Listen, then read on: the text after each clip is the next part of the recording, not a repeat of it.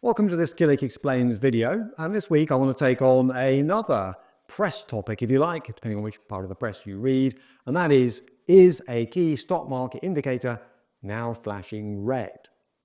Now, basically, what people love to do is distill investing down to one number, and the particular number I've got in mind here is a thing called the equity risk premium, or ERP. I don't switch off the video, we'll get to what it is in a moment, but some people are saying this has been historically reliable as a kind of is the market too expensive measure. Right now, it points to stocks being expensive. So is there potentially trouble ahead for share investors? Well, let's take a look at that. So what is it? What is this equity risk premium that is flashing red, and how do you know it's flashing red? Well, basically what it does is it compares two numbers, right? It compares what's called the earnings yield on shares, okay, which is the P ratio flipped on its head and expressed as a percentage, to the yield available on much safer bonds. All right. Now, if you think about it, without going into the conceptual detail, in theory, if you're going to put your money into shares, you'd expect to get a higher reward, called a yield, than you would for investing in bonds. Because, especially government bonds, they're supposed to be super safe. So why would you expect a big reward from the government compared to investing in shares, which are riskier because they go up and down a lot, so on and so forth? So the basic theory, even if you're not sure about the numbers, says if the earnings yield on shares is 5%, and you could get 4% giving your money to the government, lending your money to the government by buying bonds, then the equity risk premium, the gap, is 1%. And that's the extra bit you're getting for taking the risk of investing in shares as opposed to investing in bonds. Now you might think, well, if it's 1%, is that a problem? Well, at the moment, the critics say, watch out. Here's the flashing indicator. Because it's close to zero, it might even be negative. Now, wait a minute, what does that mean? So it means that basically there's either, depending on how you calculate it and who you listen to, no difference in the reward given to people who take the risk of investing in shares versus, say, for bonds. Hang on a minute, that can't be right based on what I just said. Can't shares meant to be riskier? If it's negative, it even implies that you're actually getting paid less for taking the risk of investing in equities, which doesn't sound quite right, because didn't we just agree that equities are much more volatile and potentially riskier than bonds? So that's the warning indicator, if you like. Now, in short, people are saying, there's your problem. This number should be positive. It's not. And therefore, what next? And the what next might be that for normality to be restored, something needs to change. Okay, now, what is that something, if you like? Well, basically that something is either you need the earnings yield on shares to come back up, which would imply share prices need to fall, or you need the yield on bonds to change. And recently those two things have crossed near the kind of 4% mark, which is the problem.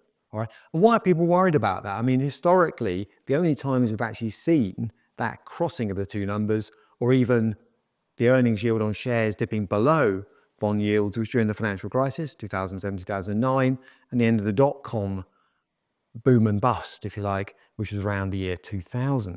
Okay, so people are saying, if you look at what happened, share prices fell heavily, bond yields were rising. So if we get an unraveling that's similar, watch out. Okay, now that's all very well. You might think, well, that's pretty clear. This number should be positive. It's currently flat or even negative. So we're expecting shares to fall, all right, in order to get things back to normal. Maybe it's not that simple.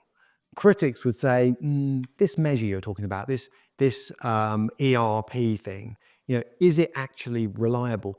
Is a yield actually a decent proxy for the total return you get from an investment? Because if it isn't, some of these conclusions you're drawing, Tim, are not 100% correct. And look at bond yields again, because they're half the equation.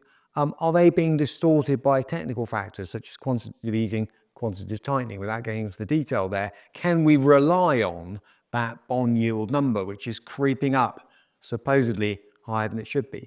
Other people say, what about inflation? Is that being properly factored into this conclusion that because the ERP is flat or negative, there's a problem?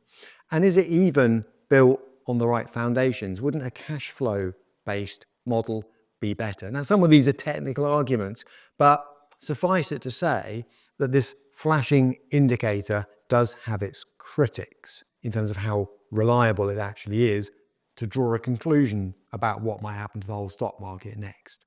So what do we conclude?